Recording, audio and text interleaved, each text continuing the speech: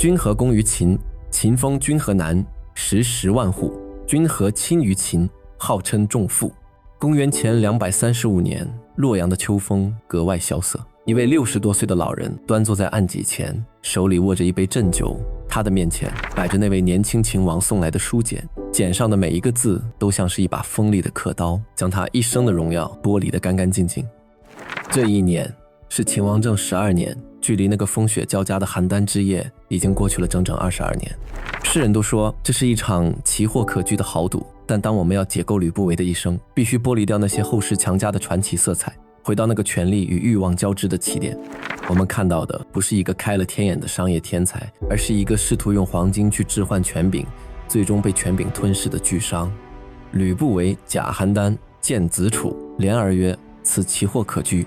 故事的起点在赵国邯郸，那时候的吕不韦是阳宅的大贾，往来贩贱卖贵，家累千金。但在战国末期的社会阶层里，无论你的马车上有多少黄金，你在王公贵族眼中依然只是一个贱商。在那个重农抑商的时代，商人是社会的末流。齐国的商人试图干政，生死族灭；魏国的商人试图变法，昙花一现。这种阶层上的天花板让吕不韦感到窒息，他看透了黄金的局限性。在绝对的权力面前，财富不仅不是护身符，反而是催命符。这种身份的焦虑是驱动他走向政治投机的原始动力。他要做的不仅仅是赚钱，而是要突破这个时代的阶层封锁。在邯郸，他遇到了那个改变他命运的人——异人。史书上说，吕不韦见到异人的第一眼，说了一句名言：此奇货可居。我们习惯于赞叹吕不韦的眼光，但如果仔细推演当时的局势，你会发现这不仅仅是眼光，更是一次精密的算计。异人是谁？他是秦国太子安国君的儿子，但这层身份毫无分量。安国君有20多个儿子，异人排行居中，生母夏姬不受宠，他自己又被送往敌国赵国做质子。在赵国，他车马破败，日用困乏，几乎就是一个被遗弃的王孙。吕不韦为什么选他？因为只有废齐才具备被抄底的资格。如果一人锦衣玉食，备受宠爱，哪里轮得到一个商人来插手他的命运？吕不韦看中的正是一人身上的匮乏。匮乏意味着需求，意味着只要给一点点炭火，就能燃起燎原的野心。吕不韦以600精于守者立，得脱。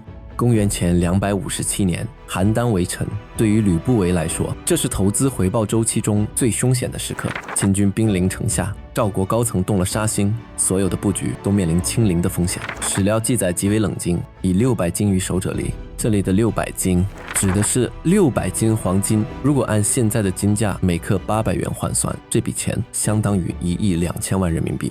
吕不韦毫不犹豫地砸了下去。很多人关注他抛弃了赵姬母子，但这在商人的账本上不是逃跑，而是一次精准的资产剥离。在乱军之中，异人是这盘棋唯一的帅，只要帅在，棋局就能活。帅若死，满盘皆输。至于妻儿，那是可以再生的兵卒。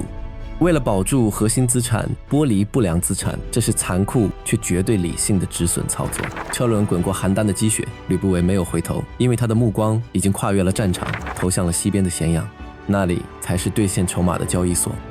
子楚楚服而见华阳夫人，夫人曰：吾楚人也，当自子之。那6年，当赵姬母子在邯郸生死未卜时，吕不韦在咸阳做什么？他在造神。一人回到秦国并不意味着胜利，只是意味着拿到了入场券。一个在敌国做了多年质子的落魄公子，毫无根基，如何迅速在虎狼之情站稳脚跟？吕不韦给出的方案是人设包装。他深知一人的价值不在于能力，而在于被需要。华阳夫人需要一个儿子，秦国朝堂需要一个贤公子。于是荒诞而精彩的一幕上演了。吕不韦让一人穿上楚国的服装，学说楚国的话，甚至按照楚人的礼仪生活。为什么要穿楚服？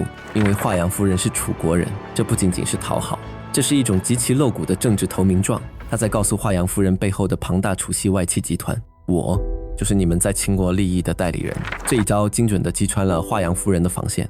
诗载夫人大喜，正是任一人为嫡子。与此同时，吕不韦的金钱像水银泻地一般流向咸阳的权贵阶层。他要把一人包装成一个贤孝交友广阔的完美储君。在邯郸的那个真儿子嬴政正在面对生死的考验，而在咸阳的这个假儿子异人却在吕不韦的导演下锦衣玉食，温良恭俭，上演着一出母慈子孝的政治大戏。这就是吕不韦的手段。他不需要异人真的贤能，他只需要异人看起来贤能。这场长达6年的公关战，吕不韦赢了。安国君立异人为嫡嗣。那一刻，吕不韦看着身穿华服的异人，看到的不再是一个落魄王孙，而是一座即将喷发的金山。布咸阳市门，悬千金其上，言诸侯游士宾客，有能增损一字者，与千金。异人登基为庄襄王，3年后去世。13岁的嬴政登基，尊吕不韦为仲父。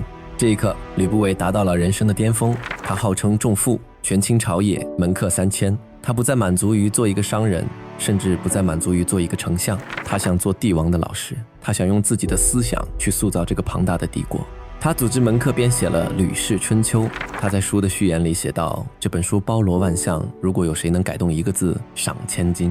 这是一次思想上的统一。他在《察今篇》里讲究顺势而为，在《贵公篇》里呼唤天下为公。他试图用杂家的宽容去中和秦国严酷的法家传统。这看起来很美好，但这里面隐藏着一个巨大的矛盾。秦国之所以强大，根基在于商鞅变法以来的耕战体系，在于连坐，在于告奸，在于严酷的秦律。这头虎狼之国是靠血肉喂养长大的。现在吕不韦想给这头老虎套上仁义的龙头，想让它吃素。而他最得意的门客李斯已经敏锐地嗅到了风向的转变。李斯悄悄离开了相府，投奔了秦王。因为李斯看懂了，嬴政不需要《吕氏春秋》里的天下为公，他需要的是《韩非子》里的帝王权术。嬴政是一只在血海里长大的幼鹰，他的世界观里没有温情，只有铁血。他看着仲父呈上来的书简，看到的不是治国良方，而是对自己权力的束缚。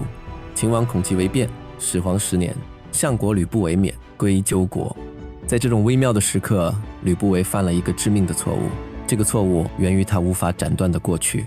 赵太后，那个曾经是他在邯郸舞姬的女人，如今深宫寂寞，依然与他保持着不清不楚的关系。对于吕不韦来说，这不仅仅是旧情，更是一个巨大的雷。随着秦王年纪渐长，如果这层关系被揭穿，等待他的将是灭顶之灾。他必须抽身。商人的本能让他再一次寻找替代品。他找到了嫪毐，他把嫪毐送进宫，去填补太后的欲望空缺，以此来换取自己的安全撤退。这看起来又是一次精明的移花接木，但他忽略了一个变量：人性的贪婪。嫪毐不是一件没有生命的货物，当一个市井无赖突然掌握了太后的宠爱，掌握了巨大的资源，他的野心会像野草一样疯长。吕不韦原本想用嫪毐来做防火墙，结果却养出了一只失控的疯狗。这只疯狗最终咬向了秦王，也咬死了吕不韦。嫪毐之乱被平定后，所有人都知道祸根是谁，按秦律当斩。但嬴政没有杀他，只是免去了他的相职，让他回到封地河南。这是一种仁慈吗？不，这是一种更深的清算。遂于诸侯宾客使者，相望于道，请闻信侯。然而吕不韦回到了河南封地后，并没有低调闭门，各国的使者络绎不绝，车马迎门。6国的君主都想邀请这位前秦国丞相去执政，这触动了嬴政最后的底线。对于一个致力于统一天下的君王来说，吕不韦不仅是一个有污点的臣子，更是一个巨大的不稳定因素。他掌握了秦国太多的机密，拥有太高的声望，如果他为6国所用，将是秦国的心腹大患。于是那封赐死的书信送到了洛阳。君何公于秦？君何轻于秦？这2个问题问得诛心。吕不韦看着这30个字，沉默了很久。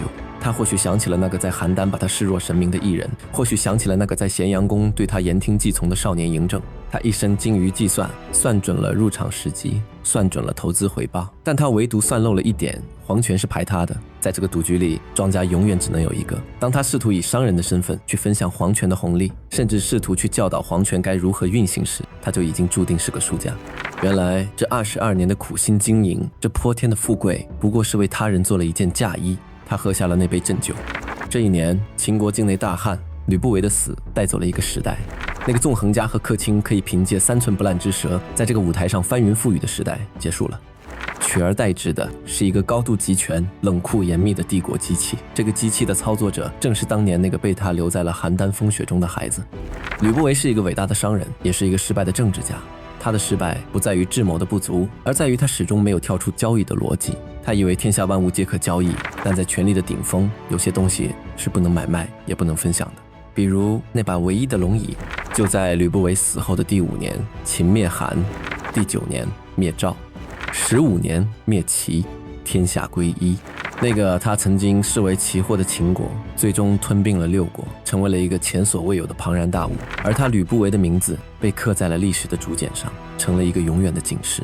当资本试图凌驾于权力之上，当投机试图取代根基，等待他的只能是毁灭。这就是吕不韦的代价。